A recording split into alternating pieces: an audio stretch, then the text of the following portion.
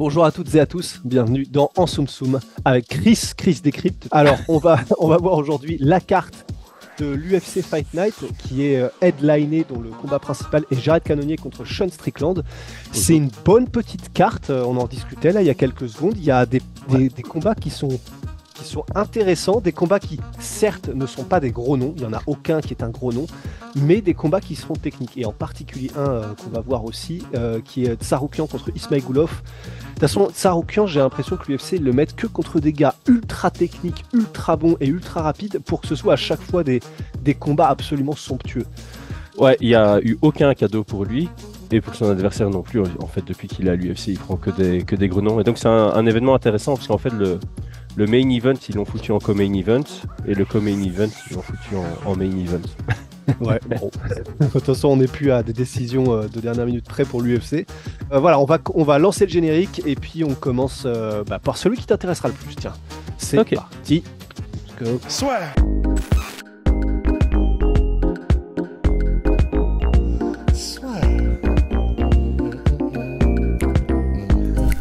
Entre dans l'octogone avec Unibet. Qui sera le vainqueur du combat? En combien de rounds? Fais tes paris sur l'app numéro 1 et profite de 150 € offerts sur ton premier pari.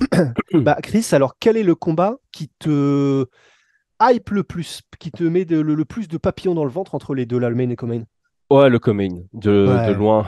Je crois que le main event, on a senti les limites des deux. C'est-à-dire que ça peut être un fun combat, mais voilà, les mecs, ils vont se disputer une place dans le top 5, mais ils vont jamais être champions dans cette division, selon moi, hein, et ils vont jamais être non plus le prince de la division comme comme un Chad Mendes à l'époque de José Aldo, par exemple. Donc voilà, c'est un chouette combat dans le top de la division middleweight, mais entre deux mecs qu'on ne voit plus obtenir un title shot même, j'ai l'impression.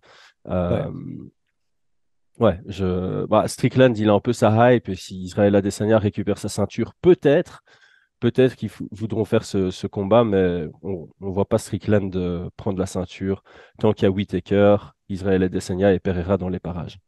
C'est ça. Donc, c'est vrai que c'est ce qu'on verra du coup quand on le fera le main event, mais ils ont tellement. Alors quand tu dis qu'ils ont montré leurs limites, c'est même au point où dès le début, on voyait qu'ils n'avaient pas forcément un arsenal aussi complet que les gars que tu as cités, des Whittaker, des Adesanya, et qu'ils n'excellent pas non plus dans les endroits où ils sont bons.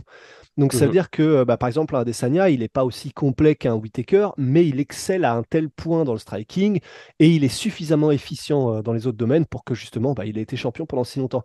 Et c'est vrai que quand on voit un Cannonier et un Strickland, même debout, ils sont bons, mais ils sont pas non plus extraordinaires. Et sur le reste, ils sont bons aussi, mais du coup, ils n'ont pas ce domaine qui leur permettrait de mettre en danger où que ce soit l'élite de l'élite. Ouais, c'est ça. Ok, on y reviendra du coup, voilà. On va commencer par Tsarukyan contre... Je crois qu'on a bien hypé les gens sur Cannonier Strickland, c'est bon. Non, après, c'est un fun combat, c'est juste... il est bizarre.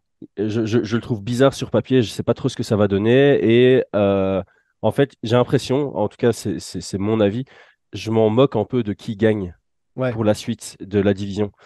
Alors que Ismagulov contre Tsarukyan, celui qui gagne, il fait un gros step vers l'avant dans la division.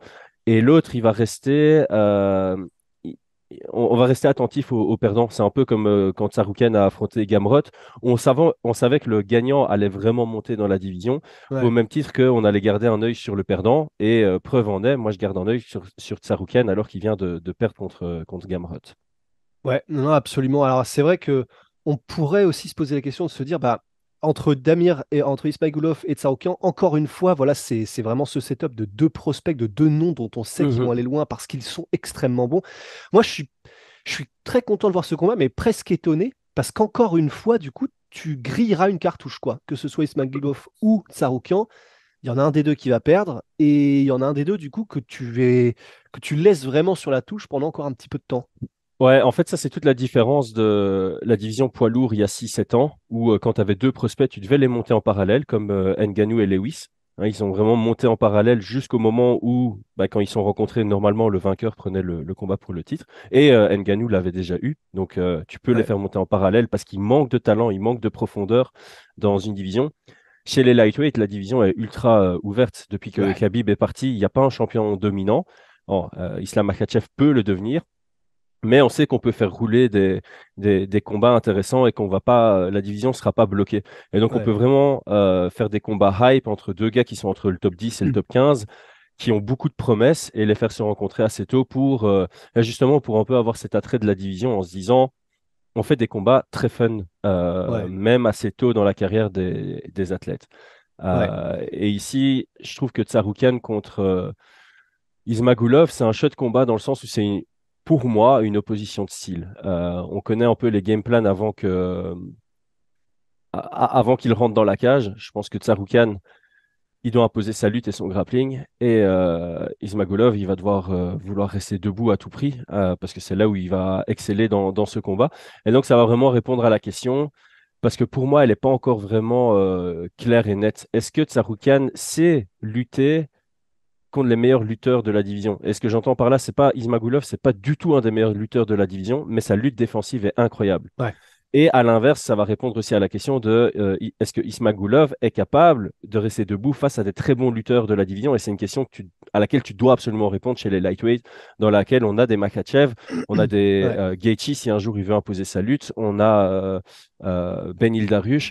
Donc je pense que voilà, ce combat est important pour les deux dans cette division et pour donner des, une réelle valeur à leur avenir. ouais, ouais, ouais, non, c'est effectivement, c'est ça qui va être très intéressant statistiquement.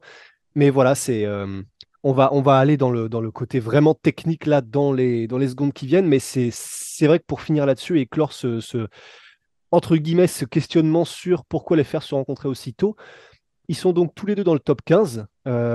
Tsarukyan est 9e et Ismailgoulov est 12e du top 15. Mais c'est vrai que quand tu regardes qu'il y a à côté d'eux, en fait, à part Gamrot, du coup, qui est 8e, bah, tu as des Dan Hooker, tu as des Dos Anjos, tu as des McGregor, tu as des Tony Ferguson. C'est, c'est vraiment marrant comme tu as deux catégories dans la même, en Ouais, fait. C'est très étrange. Tu as deux mondes parallèles qui vraisemblablement ne se rencontreront pas parce que l'un a beaucoup trop de valeur sur leur nom par rapport à l'autre qui sont donc les petits jeunes qui arrivent. Et c'est vrai que c'est étonnant de se dire, je ne peux pas en vouloir à l'UFC, perso, je ne sais pas ce que tu en penses, parce que c'est vrai que là, faire affronter par exemple un Tsarukyan, lui faire affronter un Tony Ferguson ou faire affronter un Tsarukyan à Rafael Dos Anjos, c'est presque bizarre tellement. Alors Dos Anjos, peut-être pourquoi pas, ouais, Dos Anjos, pourquoi pas. mais c'est vrai que même Dos Anjos, tu as l'impression que ça fait des années qu'il est en train de prendre justement soit les petits nouveaux qui arrivent, soit des gros lutteurs. Enfin, c'est un peu étrange cette Mhm. catégorie. T'as un petit peu de tout, mais le niveau par contre aux exceptions près de Conor McGregor, où voilà, on sait pas encore trop ce qu'il fait là en numéro 14, et Tony Ferguson qui est numéro 15, mais c'est peut-être aussi un peu en trompe-l'œil. Mais Ouais. voilà, c'est un peu intéressant de se dire, Ismailgoulov et Tsarukyan, si t'enlèves justement ces petits trucs, ils ont probablement peut-être en réalité un niveau tous les deux top 10 déjà, Ouais. et pourquoi pas même beaucoup plus. Parce que franchement, un Tsarukyan ou un Ismagulov, même contre des gars comme Fiziev ou comme Chandler et enfin Dos Anjos ou quoi, ça fait gros match, quoi. Bah, on l'a vu avec Gamrot, hein, finalement, Ouais, Gamrot contre Saroukan, c'est une split, c'est assez controversé. On a clairement vu que l'un comme l'autre se valaient. ouais, Et avant le combat de Gamrot contre Dariush, je me demande si Gamrot n'était pas favori, n'était pas donné favori. Ou en tout cas, les gens étaient en mode, OK, c'est vraiment un combat équilibré. Donc ça ouais, montre le respect qu'on a pour les Gamrot, pour les Ismagulov, ouais, pour les Tsarukyan dans cette division. Mais ici, c'est le moment, je vais pas dire où ils vont faire leurs preuves, mais en tout cas, le vainqueur, il aura un ouais, combat par la suite où il va devoir faire ses preuves dans le top 8 de la division, face normalement à ce qu'on appellerait un old dog. Donc, il rencontrera probablement un Poirier ou quelque chose ou un nom comme ça, à moins que ce soit Fiziev qui est en train de monter aussi, ou alors si c'est Ismagolov qui gagne, est-ce qu'il rencontrerait Gamrot par la suite, qui est aussi un nom qui est en train de monter. Mais ouais. j'ai l'impression que là, c'est vraiment le combat où on se dit, OK, deux prospects. Et après, on met ça contre un nom établi de la division pour voir où ça en est. Et voilà, cette division, elle est très particulière parce que tu as tu as un peu ces vétérans qui font office de gatekeeper et qui rencontrent pas encore beaucoup Bah ouais. de newcomers. Tu vois, on a Benil Darush qui vient de rencontrer Gamrot. Ok, d'accord. On a Dustin Poirier qui prend que des anciens noms. Est-ce Ouais, qu'un jour ils vont le mettre contre un nouveau nom? je pense pas. On a un Chandler, mais là on parle de le mettre contre McGregor en welterweight. Donc voilà, Ouais. on sait pas trop. Cette division est vraiment, comme tu le dis, subdivisée en deux parties. Ceux qui ont déjà fait leur preuve et qui restent dans le top et qui restent, Entre eux. comment on dit ça en Ouais. français, qui restent relevant. Ouais, ouais, qui Euh, restent. Enfin, ouais, voilà, ils sont dans les discussions, quoi. Ouais. voilà, ils restent dans les discussions et on les met pas encore de côté, pas comme les Wonderboy Thompson ou les Hollands par exemple. Et de l'autre côté, tu as des jeunes qui essayent de percer, mais il n'y en a pas encore un qui a vraiment Ouais. percé et qui a battu. Donc il y a Fiziev sur lequel on met de l'espoir.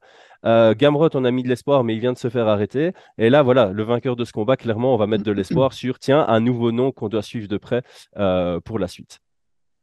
Alors, maintenant que tout ça est dit, rentrons dans le vif du sujet. Alors, tu as évoqué un combat de style entre Ouais. un Tsaroukian qui serait.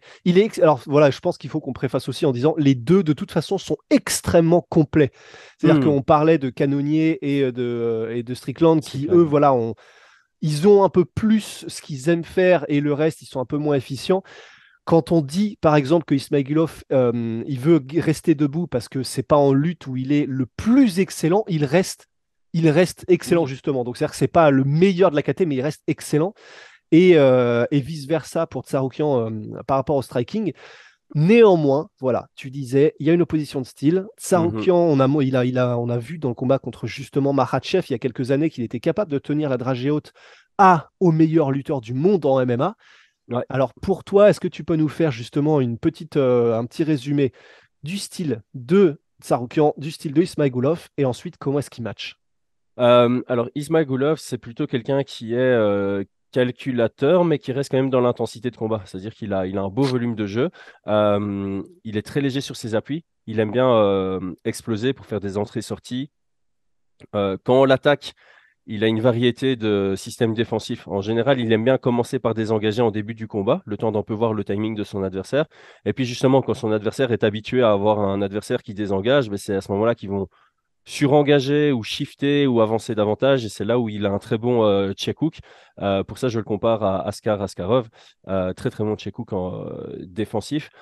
Et après, une fois qu'il se sent de plus en plus à l'aise dans le combat en contre, il va pas utiliser des attaques simples sur les contres. Il va commencer à combiner en contre euh, en pensant beaucoup au corps de son adversaire. Donc c'est quelqu'un qui attaque en anglaise sur deux niveaux et il utilise beaucoup plus son anglaise que ses kicks. Du coup, ça surprend un peu quand il envoie des kicks, ses adversaires s'y attendent moins. Euh, il a une vraie précision, je le trouve économe dans ses déplacements. C'est-à-dire que quand il va désengager, il va pas faire deux pas en trop en reculant. Il va reculer jusqu'à esquiver un low kick, par exemple. On l'a très bien vu contre Gouram.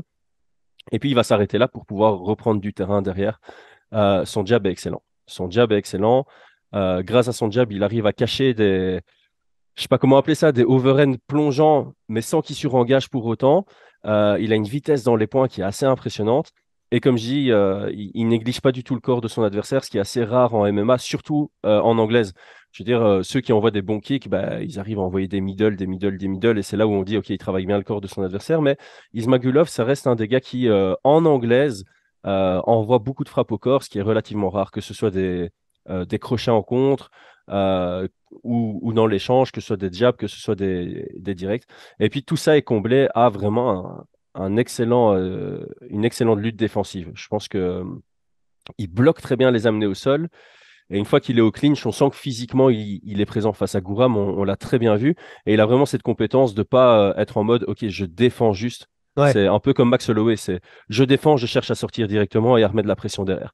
Donc, franchement, un profil très difficile à aborder pour peu importe ton style, en fait. Et on parle des nouveaux noms dans la division et on parle de Tsaroukian et de Ismagulov qui ont pris que des gros noms en lightweight.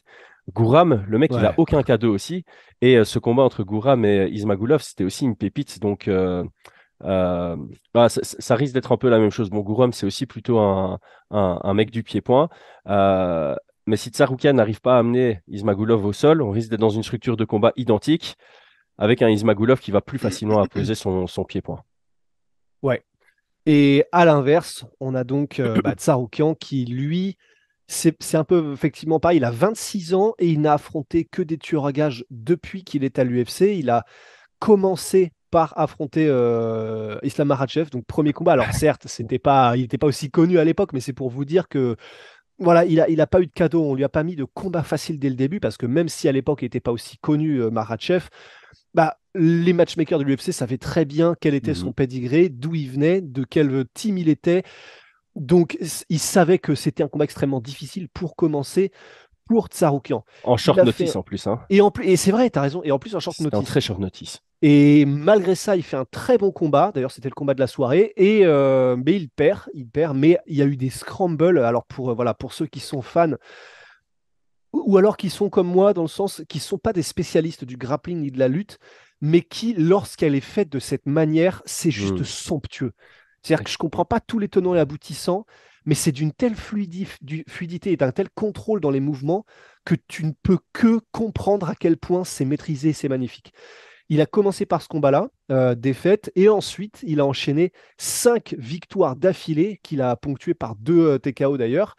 Avant d'affronter Gamrot et de faire encore une fois un combat de la soirée. C'était en 5 rounds fait mais à 1000 à l'heure. Donc ça, c'est pour vous dire qu'il ne devrait pas y avoir de problème de cardio. Et alors, je pense pas d'un côté ou de l'autre, parce que Ismailgoulov, c'est pareil, il est sur pile. Il ralentit quand même un peu dans le troisième, je trouve, dans les combats intenses. Contre Gouram, tu le vois légèrement ralentir, mais pas de manière excessive. Après, Tsarukyan, voilà, il a tenu 5 rounds intenses contre Gamrot dans sa dernière sortie. Donc, ouais, en termes de gestion d'énergie et de cardio, je mets un léger avantage quand même à Tsarukyan. Mais ici, on est sur 3 rounds. Donc, est-ce que sur 3 rounds, il va savoir apporter de l'intensité qui lui permettra de faire une différence sur le troisième round? Je mets un point d'interrogation dessus. Parce que c'est vrai que, alors je ne sais pas si c'est le cardio en tant que cardio ou si c'est le cardio mangé par les coups au corps et par la guerre que c'était contre Gouram, parce que c'est vrai que contre Gouram, alors tiens, et c'est une bonne question pour toi, contre Gouram, Ismailgoulov, c'était une guerre debout. Ils ont fait aussi pas mal de clinch, mais c'était extrêmement rapide. C'est-à-dire que voilà, il n'était jamais statique. Au sol, pareil, il y a eu des mises au sol, mais ça s'est beaucoup passé debout. Il y a eu beaucoup de coups échangés. C'était une vraie guerre. Est-ce que ça peut expliquer tout simplement aussi le fait qu'il y a eu un ralentissement dans le troisième? C'est parce qu'ils savaient qu'il n'y avait que 3 rounds et donc ils ont pu mettre une intensité en striking qui ont fait que ça l'a bouffé plus, alors qu'il aurait pu avoir le même cardio que Tsarukyan s'il avait fait le même genre de combat que lui contre Dariush. Contre Tsarukyan, tu veux dire contre Gamrot, tu veux dire. Gamrot, pardon. Ouais. Après, contre Gamrot, c'était relativement intense aussi, sauf que c'était en grappling. Je pense que voilà, Ismagulov, ça reste un striker. Donc, il a l'expérience de tenir la distance en pied-point. Et c'est vrai que comme contre Gouram a beaucoup initié en lutte, mais il n'y a pas eu vraiment ces longs échanges en grappling qui demandaient de beaucoup compresser et utiliser de la force constante. Donc, ouais, je pense qu'il est juste bien préparé. Le mec, c'était quand même son 25e combat professionnel. Ancien. Enfin, il a combattu au M1 pendant une grosse partie de sa carrière. Ouais. Il a l'habitude un peu de ces combats haut niveau et je pense qu'au M1 aussi, tu as des mecs ultra durables. Donc, ça te forge un peu un cardio et une énergie que tu sais déployer sur 15 minutes. Donc, ouais. Ouais. Non, et puis en plus, tu as raison, c'est vrai que je dis ça, mais c'est presque aussi crevant en réalité de faire ce qu'ont fait Gamrot et Tsarukyan, c'est-à-dire d'alterner constamment des phases debout, lutte, clinch, debout. Oui. Bah, encore une fois, ça dépend de tes habitudes. On le voit souvent, tu vois, des très bons strikers, ils ont un cardio de dingue sur 5 rounds, et puis tu vas les mettre face à un lutteur qui les lutte pendant 2 rounds, et après tu les vois qui commencent à fatiguer parce qu'ils n'ont pas cette... C'est une dépense d'énergie qui est différente, et en MMA, tu dois être capable justement de savoir tenir 5 rounds pied-point intense, comme 5 rounds lutte intense, comme un mix des deux. Et ça, tous les coachs, les préparateurs physiques te le diront, c'est un casse-tête. C'est un casse-tête de pouvoir préparer un combattant à ces diverses facettes, d'autant plus que tu as besoin d'un peu tout, tu vois, tu as besoin de force explosive, tu as besoin de force endurante, tu as besoin de cardio, tu as besoin de force constante aussi, de congestionner, de gainer pendant longtemps, d'avoir des bons grips, etc. Donc voilà, c'est tout un travail et je pense que ces deux athlètes l'ont. Je pense que voilà, Damir, il a cette lutte défensive qui ne le fatigue pas dans son pied-point par la suite et Tsarukyan, il a cette capacité de lutter et puis d'avoir encore des explosions en pied-point. Donc ça, c'est très intéressant. Donc maintenant, juste pour faire un petit profil de Tsarukyan, voilà, Tsarukyan, ça reste un combattant, comme tu l'as dit, très complet, mais son objectif, c'est la lutte. C'est amener au sol. On a l'impression qu'il a une compétence complète en tout ce qui est grappling. Donc, il peut shooter dans les jambes, il a une très bonne gréco, il a quelques techniques de judo. Au sol, il est capable de contrôler, de venir prendre une position en pression centimètre par centimètre, tout comme il est capable de faire des scrambles, comme il est capable de faire des sweeps quand il est sur son dos. Euh, il a des compétences pour soumettre, il a des compétences en ground and pound, comme on l'a très bien vu contre Joel Alvarez. Et d'ailleurs, voilà, donc là j'ai un peu fini rapidement le profil de Tsarukyan, mais c'est intéressant parce qu'ils ont tous les deux affronté Joel Alvarez. Ouais. Et c'est là où on a vu leur euh, état d'esprit, leur stratégie initiale différente. On a Ismagulov qui est parti sur du pied-point seulement contre Joel Alvarez.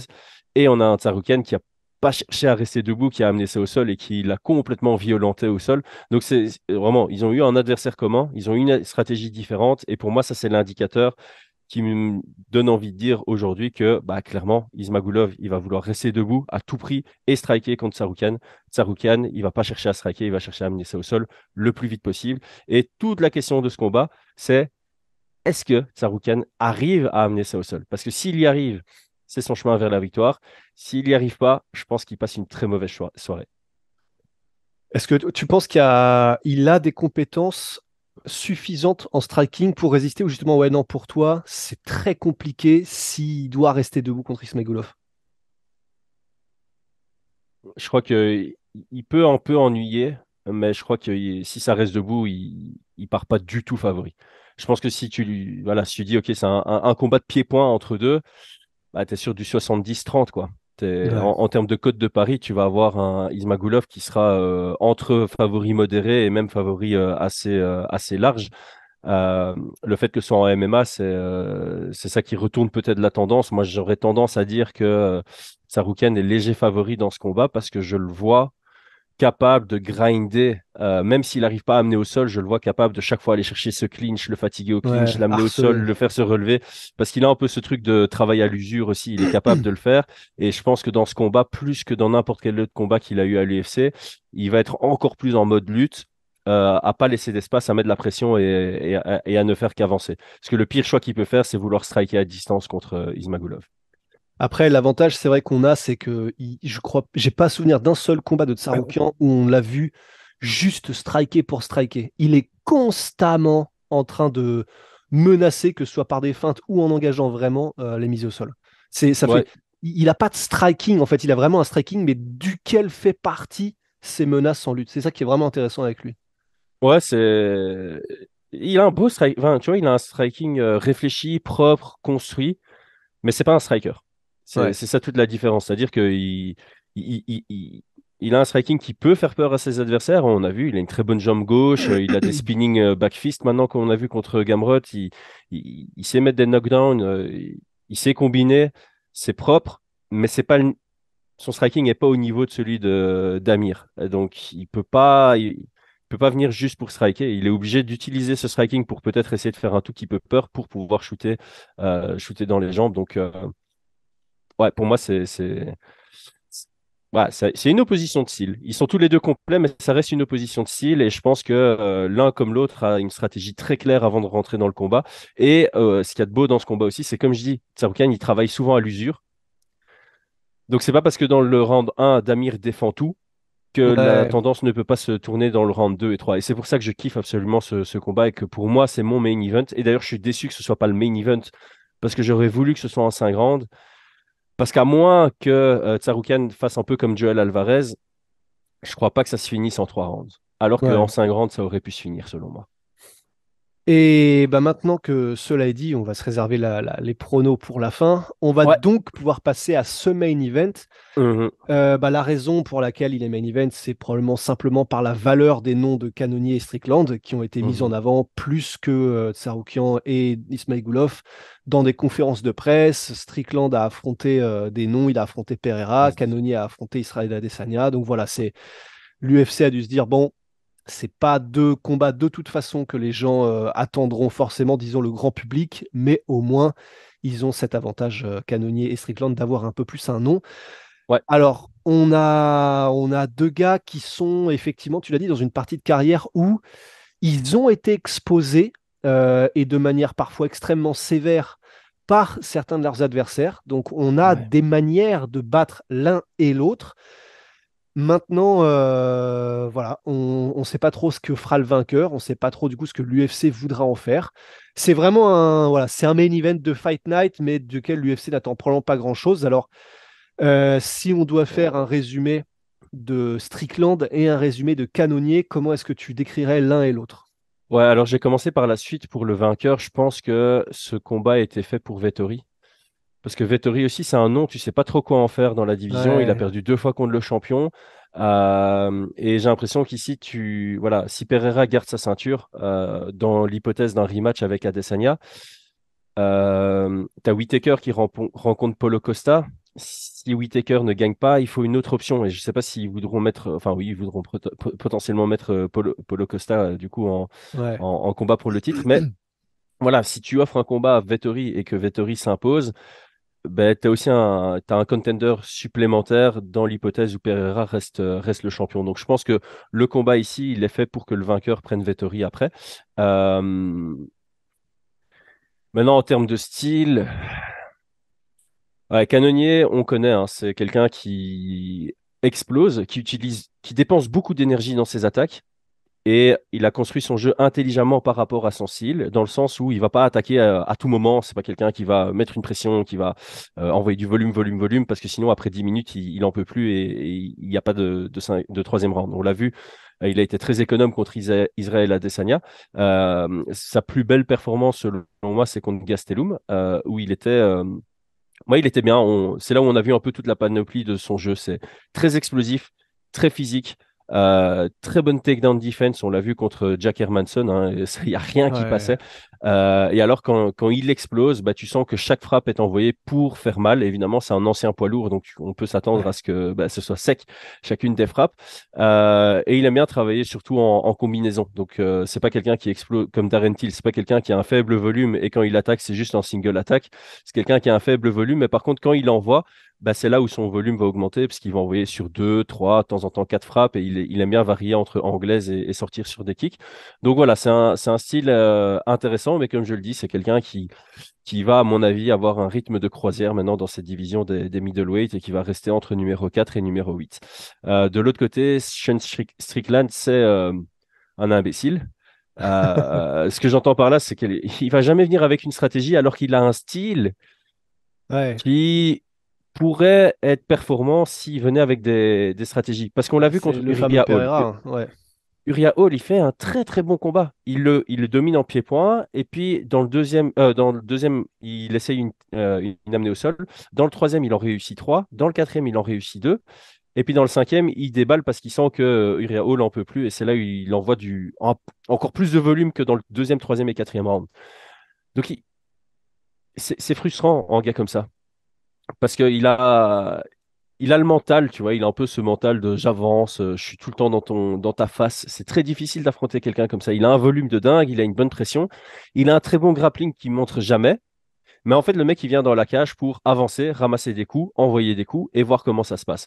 Il y a juste contre Uriah Hall où à un moment, je pense qu'il a fait un petit clic en se disant, tiens, à mon avis, si je l'amène au sol, il va plus se fatiguer et je vais pouvoir encore mieux imposer mon pied-point derrière.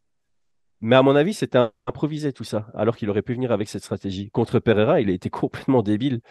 Donc voilà, quelqu'un de Ouais. très très compétent, complet, qu'on le veuille ou non, il a un très bon takedown defense, il a des très bonnes amenées au sol, il a un bon grappling, mais il l'utilise quasi jamais. Et dans ce combat, je pense que c'est nécessaire qu'il le fasse pour prendre l'ascendant sur Cannonier.